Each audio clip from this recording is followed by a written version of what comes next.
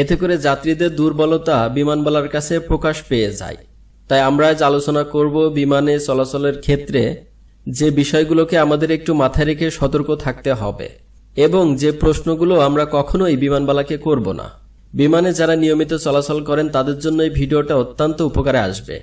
তাই প্রথমে একটি লাইক দিয়ে আমাদের সাথে যুক্ত থাকুন এবং সম্পূর্ণ তথ্যগুলো জানতে পুরো ভিডিওটি দেখতে থাকুন।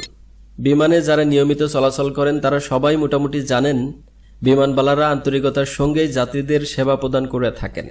দীর্ঘ যাত্রায় পানি, খাবার, কম্বল দেওয়া সহ প্রাথমিক চিকিৎসা সহ সবকিছুতেই বিমানবালারা চেষ্টা করে থাকেন যাত্রীদের সেবা করার ক্ষেত্রে কোনো ত্রুটি যেন না থাকে। তবে যারা নিয়মিত বিমানে চড়েন না তারা হয়তো না বুঝেই অনেক প্রশ্ন করে ফেলেন। এতে বিমানবালারা বিরক্ত হতে পারে, আবার বিব্রত পরিস্থিতিতে আপনিও নিজেও পড়তে পারেন। তাই বিমানবালাদের কি প্রশ্ন করবেন আর কি করবেন না সেই বিষয়গুলো নিয়েই